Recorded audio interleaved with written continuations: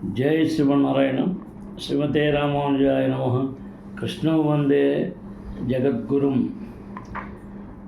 వ్యాసాయ విష్ణురూపాయ వ్యాసరూపాయ విష్ణవే నమో వై బ్రహ్మనిధయే వాసిష్ఠాయ నమో నమః. భారద్వాజకులంబోధి చంద్రం శ్రీపురుషోత్తమం వేదాంతో భయనితత్వాత్త జ్ఞానదం గురుమాశ్రే. అమ్మా, మనం శ్రీమద్ భాగవతంలో ద్వితీయ స్కందంలో అధ్యాయం 9లో మనం 36లో కొంతవరకు చెప్పుకున్నాం. తర్వాత కంటిన్యూ చేద్దామమ్మా. అకామ సర్వకామో వా మోక్షకామ ఉదారదీః తీవ్రేణి భక్తియోగేన యజేత పురుషం పరం.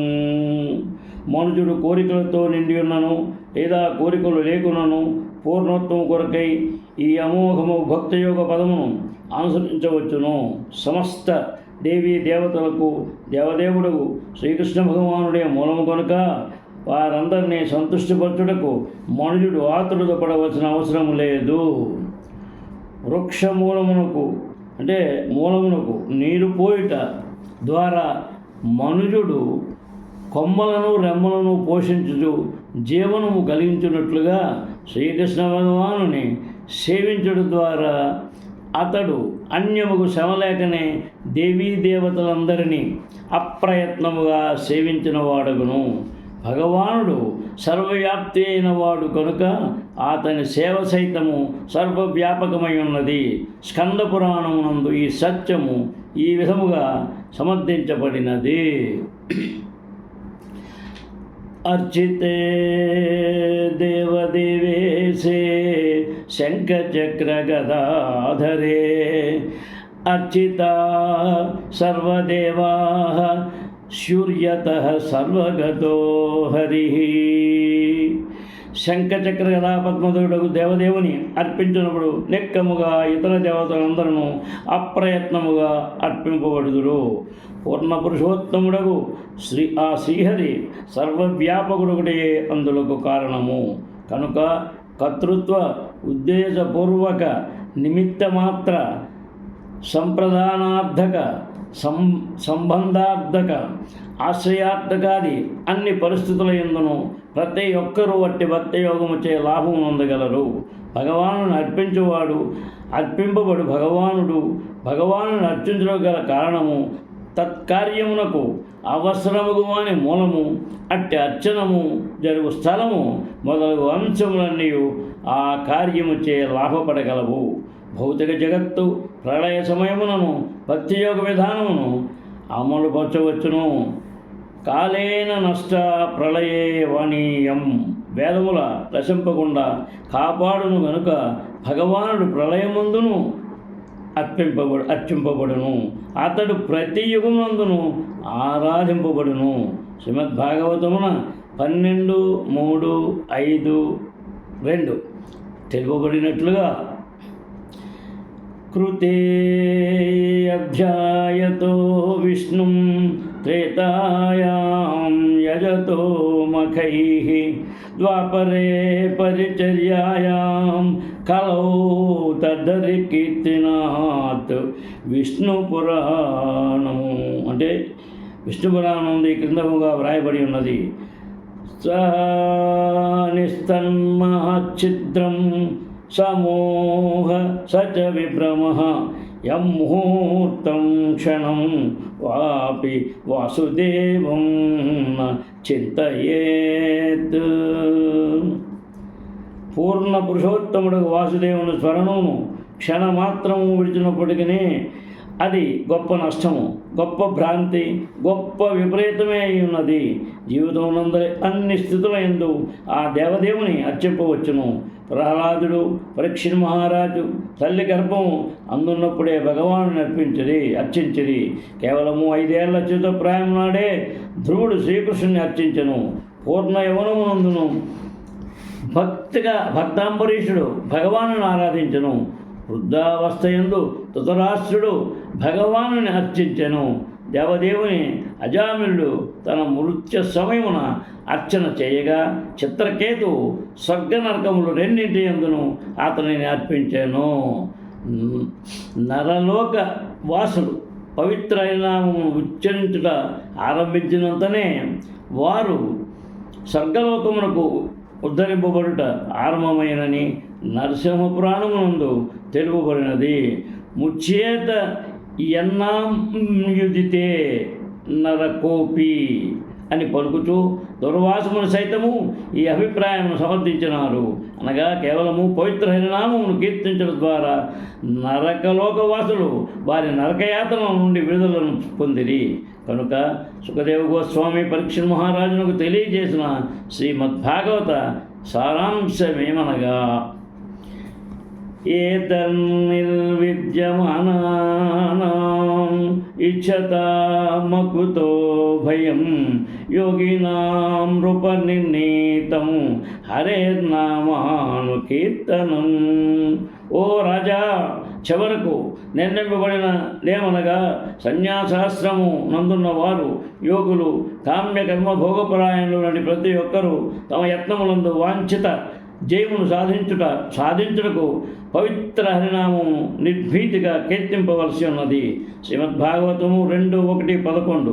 అదేవిధముగా శాస్త్రములందు పలుచోట్ల పరోక్షముగా ఇట్లు సూచించబడినది. మనుజుడు సమస్త వేద శాస్త్ర పారాంగతుడైనప్పటికీ పూర్ణ పురుషోత్తముడు శ్రీకృష్ణ భగవానుని భక్తుడు కానిచో నరాధమునిగానే పరిణింపబడును. గరుడ పురాణమునందు, బృహన్నారదీయ పురాణమునందు, పద్మ పురాణమునందు ఈ విషయమును పునరుక్తి కావింపబడినది. భగవద్భక్తి లోపించిన వానికి వేదజ్ఞానము తపస్సులోను కలుగు ప్రయోజనమేమి? వేలాది ప్రజాపతులైనను ఒక్క భక్తునితో పోలిక ఎట్లు సాధ్యపడును? శ్రీకృష్ణ భగవానుని సేవ యందు నెలకొనకుండా సన్యాసిగా కానీ, గొప్ప దయామయుడిగా కానీ, యశోవంతుడిగా కానీ, గొప్ప తత్వవేత్తగా కానీ, గొప్ప తంత్రగాడుగా కానీ మరి ఎవరు కానీ వాంఛిత ఫలమును సాధింపగలరని సుఖదేవ గోస్వామి పలికి ఉన్నారు. శ్రీమద్భాగవతం 2:4-1-7 చెప్పబడింది. ఏదైనా ఒక ప్రదేశము స్వర్గము కన్నను అతి మహామాన్వితమై ఉన్నప్పటికీ అక్కడ వైకుంఠపతి లేదా శుద్ధ భక్తుని కీర్తనము లేనిచో వెంటనే అచ్చడి నుండి నిష్క్రమించవలెను. శ్రీకృష్ణ భగవాను భక్త యోగమునందు నిలిచినట్టు కొరకు విశుద్ధ భక్తుడు 5 విధముల ముక్తులను నిరాకరించును. కనుక కడపడి సారాంశమేమనగా శ్రీకృష్ణ భగవానుని మహిమలు సర్వత్రా ప్రకటించవలసి ఉన్నది. మనుజుడు ఆ దేవదేవుని మహిమలను తప్పక శ్రవణము చేయవలను, కీర్తించవలను, సర్వదా స్మరించవలను. ఎలైనా అది ఏ జీవితమునందు అత్యున్నతమైన పూర్ణత్వ సిద్ధి అన్నది. కామ్యకర్మము భోగమైన దేహమునకు పరిమితమైనట్టిది. యోగము యోగశక్తిని పొందుడు కొరకే పరిమితమైనట్టిది. తత్వము జ్ఞాన సముపార్జన వరకే పరిమితమైనట్టిది. ఇక జ్ఞానము మోక్షము బడగటిక వరకే పరిమితమైనది. వీటిని అనుసరించినప్పటికీ ఆయా కర్మలు నిర్వహించడంలో పరస్పర విరుద్ధతలు గోచరించగలవు. కానీ శ్రీకృష్ణ భగవాను దివ్యమగు భక్త యోగమును స్వీకరించుటయందు ఎట్టి పరిమితి కానీ పతన భయము కానీ లేవు. భగవత్కరునిచే ఆ విధానము అప్రయత్నముగా చివరి స్థితిని చేరగలదు. భక్తి యోగమునందరి తొలి దశలో జ్ఞానం యొక్క ఆవశ్యకత ఉన్నట్లుగా గోచరించినను ఉన్నత స్థితి ఎందు మాత్రము అట్టి జ్ఞానపు అవసరం ఏమాత్రము లేదు. కనుక భక్తి యోగము విశుద్ధ భక్తియుత సేవ అందు నెలకొనుటయే పరమోత్తమము లాభదాయకమునకు అభివృద్ధి పథకమై ఉన్నది. గడచిన 4 శ్లోకములందు శ్రీమద్భాగవత సారము కొన్ని మార్లు నిరాకారవాదిచే తమకు అనుకూలముకు భిన్నమైన వ్యాఖ్యానము కొరకు గట్టిగా పిండివేయబడుచుండును. కానీ జాగ్రత్తగా గమనించవలసిన విషయమేమనగా ఆ 4 శ్లోకములు ప్రప్రథమున స్వయముగా దేవదేవుని ద్వారానే వర్ణింపబడినవి. దేవదేవుని గూర్చిన ధారణమే లేని కారణమున వారి యందు ప్రవేశించడం నిరాకారవాదికి ఎట్టి అవకాశము లేదు. కావున నిరాకారవాది తమ కొరకు ఎట్టి వ్యాఖ్యానమైనను పిండి తీయవచ్చును, కానీ అవి ఎన్నడూను బ్రహ్మదేవుని పరంపరలో సుశిక్షితులైన వారిచే అంగీకరింపబడవు. ముందు రానున్న శ్లోకంలో ఈ విషయం స్పష్టపరచబడగలిగినది. ఇంతేగాక శృతులు పరచున్నది ఏమనగా పరమసత్యముకు భగవానుడు విద్వజ్ఞానముతో గర్వించువానికి ఎన్నడను ప్రకటన కాబోడు. ఈ విషయం శృతిమంత్రం కఠోపనిషత్తు 1:2-23 స్పష్టముగా ఇట్లు పలుకుతున్నది. నాయమాత్మా ప్రవచనేన లభ్యో నమెధయాన బహుదా శృతేన యమే వైశ్య వృణుతే తేన లభ్యస్తస్వైష ఆత్మా వివృణుతే తం స్వాం. ఈ విషయమంతయు స్వయముగా భగవాను చేతనే వివరింపబడి ఉన్నది. అతని రూపలక్షణములు నెరుగనివాడు గురు శిష్య పరంపరలో ఉన్న భాగవతులచే బోధితుడు కాకుండా శ్రీమద్భాగవత సారమును అవగతము చేసుకొనజాలడు. తర్వాత ఏతన్మతం సమాతిష్ట పరమేణ సమాధినా భవాన్ కల్ప వికల్పేషు న విముహ్యాతి కర్హిచిత్. బ్రహ్మదేవా, ఏకాగ్రముగు మనస్సుతో ఈ అభిప్రాయమును అనుసరింపుము. పాక్షిక ప్రళయమునందు కానీ అంతిమ ప్రళయమునందు కానీ ఏ విధము గర్వము కూడా నిన్ను కలతపరచబోదు. భగవద్గీత ఎందలి దశమాధ్యాయమున దేవదేవుడు శ్రీకృష్ణుడు ఆ ఉపదేశమునంతటినీ అహం సర్వస్య ప్రభువు వంటి 4 శ్లోకములలో సంగ్రహపరిచి ఉండేను. అదే విధముగా శ్రీమద్భాగవతుడు సైతము అహమేవాసమేవాగ్రే వంటి 4 శ్లోకములు సంగ్రహించబడినవి. ఈ విధముగా పరమ ప్రాధాన్యతను కలిగిన భాగవత ధర్మపు అభిప్రాయం యొక్క రహస్య ప్రయోజనము భాగవత ఆదిభక్తయకు శ్రీకృష్ణుని భగవద్గీత యొక్కయు ఆదిభక్త ద్వారా వివరించబడినది. శ్రీమద్భాగవతము అందలి ఈ 4 శ్లోకములు తప్పుడు వ్యాఖ్యానము చేయుటకు యత్నించు వ్యాకరణీయ పండితులు జగడాల మారులు భక్తులు కానివారు పలువురు కలరు. కానీ తాను బోధించిన స్థిర అభిప్రాయం నుండి వైదొలగమని శ్రీకృష్ణ భగవానుడే స్వయంగా బ్రహ్మదేవునకు ఉపదేశించున్నాడు. 4 శ్లోకములందు గల శ్రీమద్భాగవత బీజమునకు భగవానుడే బోధకుడు. ఇక బ్రహ్మదేవుడు ఆ జ్ఞానం గ్రహించినట్టు వాడు. నిరాకారవాది యొక్క పదగారడి ఇచ్చే అహం అను పదము విపరీతముగా వ్యాఖ్యానింపబడుట శ్రీమద్భాగవతము నిష్ఠగా అనుసరించే వారలు మనస్సును కలతకు గురి చేయరాదు. ఎలయనా శ్రీమద్భాగవతం దేవదేవుడు శ్రీకృష్ణునకు అతని విశుద్ధ భక్తులకు భాగవతులుగాను తెలియబడి వారు సంబంధించిన కథా విషయమై ఉన్నది. ఇతరులు ఎవరునూ భక్తి యోగపు ఈ పరమ రహస్యవాత్మయమును దరి చేరజాలరు. అయినను దేవదేవునితో సంబంధం లేనట్టు నిరాకారవాదులు దురదృష్టవశాత్తు కొన్ని మార్లు వ్యాకరణమునందు శుష్క కల్పనయందు తమకు గల కొద్దిపాటి జ్ఞానముతో శ్రీమద్భాగవతం వ్యాఖ్యానించడానికి యత్నించరు.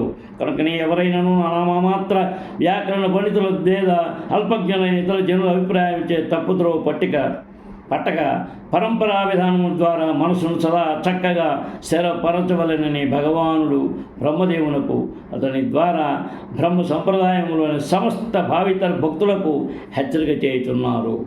లౌకిక పరిజ్ఞానముతో నూతన వ్యాఖ్యానమును కూర్చుటకు ఎవరునూ యత్నించరాదు. కనుక బ్రహ్మదేవుని నుండి గ్రహించబడిన జ్ఞాన విధాన అనుసరణలో తొలి మెట్టు ప్రామాణిక గురువును దరిచేరుడే. అట్టి గురువు పరంపరా విధానమును అనుసరించుని బట్టి భగవత్ప్రతినిధి అయి ఉండవలెను. అసంపూర్ణముగు లౌకిక జ్ఞానముచే తనకు తోచిన భావమును అర్థమును చెప్పుటకు ఎవ్వరూ యత్నించరాదు. ప్రామాణిక గురువైన వాడు ప్రామాణికముగు వేదవాత్మయమును అన్వయించుచు సరి అయిన మార్గమును శిష్యునికి బోధ చేయ సమర్థుడై ఉండును. శిష్యుని భ్రమితుని చేయుటకు అతడు పదగారని చేయ యత్నంపడు. తన స్వకర్మల ద్వారా అతడు శిష్యునికి భక్తి యోగ నియమములను బోధించును. స్వయంగా సేవ ఎందు పాల్గొన్నప్పుడు మనుజుడు నిరాకారవాదులు మరియు శుష్క కల్పనాపరుల వలె జన్మాంతరములు కల్పనలే కావించుచూ పోయి తుది నిర్ణయము చేరజాలకుండును. గురువాజ్ఞలను శాస్త్ర నియమములను సముచ్చయమున అనుసరించడం ద్వారా శిష్యుడు పూర్ణ జ్ఞాన స్థితికి చేరగలడు. ఆ స్థితి ఇంద్రియ భోగ ప్రపంచం నుండి విరక్తి రూపమున ప్రదర్శితము కాగలదు. ఇంద్రియ భోగం నుండి విరక్తిని పొందడం అన్నది జగడాల మారి లౌకులకు పరమాశ్చర్యమును కలిగించును. కనుక భగవదనుభూతి ఎందు నెలకొనుటకు చేయబడి యత్నమైనను వారికి పరమగూఢముగా గోచరించును. భోగ ప్రపంచం నుండి విరక్తే బ్రహ్మభూత స్థితి అని పిలువబడును. అది ఏ దివ్య భక్తిమయ జీవనమునందలి పరాభక్త తొలి దశే ఉన్నది. ఆ బ్రహ్మభూత స్థితి ఆత్మారామ స్థితి అనియు పిలువబడును. అట్టి స్థితి యందు మనుజుడు పూర్ణముగా ఆత్మసంతుష్టుడై ఇంద్రియ భోగానుభవం కొరకు అత్యాసపడకుండును. ఈ పూర్ణ సంతుష్టి స్థితియే శ్రీకృష్ణ భగవాను దివ్య జ్ఞానమును అవగతము చేసుకుంటకు సరి అయిన స్థితి ఉన్నది. శ్రీమద్భాగవతము 1:2-20 ఈ విషయమును ఇట్లు స్థిరపరుచుతున్నది. ఏవో ప్రసన్న మనసో భగవద్భక్తియోగతః భగవత్తత్వ విజ్ఞానం ముక్త సంగస్య జాయతే. ఆ విధముగా జీవితము పూర్ణ సంతుష్ట స్థితి ఎందు మనుజుడు ముక్త స్థితిలో నిలిచి భగవద్విజ్ఞానమును అవగతము చేసుకొనును. భక్తి యోగ నిర్వహణ ఫలముగా కలిగని పూర్ణ విరక్తి ఇంద్రియ భోగము నుండి రూపము అట్టి పూర్ణ సంతుష్టి స్థితి ప్రదర్శితమును. పూర్ణ సంతుష్టి మరియు భోగ ప్రపంచము నుండి విరక్తి అనేది ఇట్టి స్థితి ఎందు మనుజుడు భగవతత్వజ్ఞాన రహస్యము దాని సమస్త గుచ్ఛ విషయములతో సహా తెలుసుకోగలుగును. వ్యాకరణముతో కానీ విద్యా విషయ కల్పనతో కానీ అది సాధ్యము కాదు. అట్టి దానిని పొందుటకు బ్రహ్మదేవుడు యోగ్యుడైన కారణమున శ్రీకృష్ణ భగవానుడు శ్రీమద్భాగవత ప్రయోజనము అతనికి వెల్లడి చేయటందు మొదముందెను. ఇంద్రియ భోగము నుండి విడువడినట్టి ఏ భక్తుడికైనను శ్రీకృష్ణ భగవాను నుండి ప్రత్యక్ష ఉపదేశము కలుగుట సాధ్యమైన విషయము. భగవద్గీత 10:10 విషయము ఇట్లు తెలుపబడినది. తేషాం సతతయుక్తానాం భజతాం ప్రీతిపూర్వకం దదామి బుద్ధియోగతం ఏవ మమూపయాంతి తే. శ్రీకృష్ణ భగవాను దివ్యము ప్రేమిత సేవ ప్రీతిపూర్వకమైన సలహా నెలకొని భక్తులుగా దేవదేవుని నిర్హేతుక కరుణించే ప్రత్యక్ష ఉపదేశములు వసగును. దాని ద్వారా భక్తుడు భగవద్ధామమును చేరు పథకమును సరి అయిన పురోగతిని సాధించగలడు. కనుక శ్రీకృష్ణ భగవాను యొక్క శ్రీమద్భాగవతం ఈ 4 శ్లోకమును ఎవరును మనోకల్పన ద్వారా అవగతము చేసుకుంటూ యత్నించరాదు. కానీ తనను శ్రీకృష్ణ భగవాను ప్రత్యక్షముగా అనుభూతం అనుచుకున్నట్టు ద్వారా మనుజుడు అతను వైకుంఠధామమును బ్రహ్మదేవుడు దానిని గాంచి అనుభూతం అనుచుకున్నట్లు తెలుసుకుని అమర్దగను. భక్తి సేవాఫలము లభించే దివ్యస్థితి ఎందు నెలకొనడం ద్వారా ఏ భక్తునికైనను అట్టి వైకుంఠానుభూతి సాధ్యము కాగలదు. గోపాలత పంజుపనిషత్తు శృతినందు గోపవేశో మే పురుస్తాదావిర్బభువ అని తెలుపబడినది. అనగా భగవానుడు బ్రహ్మదేవుని ఎదుట గోపాలునిగా అనగా ఆదిపురుషులకు గోవిందుని రూపమును ప్రకటమయ్యను. ఆ దేవదేవుడే తదుపరి బ్రహ్మదేవునిచే బ్రహ్మ సంహిత 5:2-9 ఇట్లు వర్ణింపబడినాడు.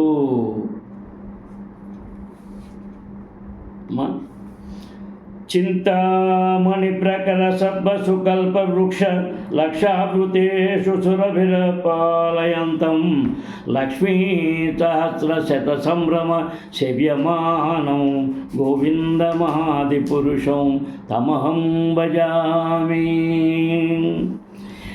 లోక బృందావనముగా తెలియబడు అత్యున్నత వైకుంఠ లోకమునందు వసించని ఆది దేవతకు శ్రీకృష్ణ భగవాను బ్రహ్మదేవుడు భజింపు కోరుచున్నాడు. అతడి దేవదేవుడుకు గోపాలను రూపమున సర్వగోవులను కాయుచు లక్షలాది లక్ష్మీ గణముచే గోపికలు ప్రేమ వినయములతో సేవించబడుచుండును. అనగా కృష్ణ రూపమే దేవదేవుని ఆది రూపమే ఉన్నది. కృష్ణంత భగవాన్ స్వయం ఈ ఉపదేశం నుండి ఇది స్పష్టపరుకున్నది. కనుక పూర్ణ పురుషోత్తముడుగా అనగా శ్రీకృష్ణ భగవానుడే కానీ నేరుగా నారాయణుడు కానీ పురుషావతారములు కానీ కాదు, వారు తదనంతర వ్యక్తీకరణ అయి ఉన్నారు. కనుక శ్రీమద్ భాగవతమును పూర్ణ పురుషోత్తముడకు శ్రీకృష్ణ భగవాన్ని భక్తిభావనీయ ఉన్నది. భగవద్గీత వల్లనే శ్రీమద్ భాగవతం సైతము ఆ దేవదేవుని శుద్ధ ప్రాతిక నిత్యమై ఉన్నది. కనుక సారాంశమేమనగా శ్రీమద్ భాగవతము భగవత్ తత్వజ్ఞానమై ఉన్నది. దాని ఎందు భగవానుడు అతని ధామమునని అంశములు పూర్ణముగా అనుభూతము కాగలవు. మా జయ శ్రీమన్నారాయణ. శ్రీమతే రామానుజాయ నమః. కృష్ణం వందే జగద్గురు. మనం ఇవాళ శ్రీమద్భాగవతంలో ద్వితీయ స్కంధంలో అధ్యాయం 9లో 38వ శ్లోకం దాకా 37 కంప్లీట్ అయిపోయింది ఇంచుమించుగా. అమ్మ తర్వాత రేపు మనం కంటిన్యూ చేసుకుందాం. శ్రీకాంతాయ కళ్యాణ నిధే నిదార్థినాం శ్రీ వెంకటనివాసాయ శ్రీనివాసాయ మంగళం. సర్వే జనా సుఖినో భవంతు. కృష్ణం వందే జగద్గురు. జై శ్రీకృష్ణ.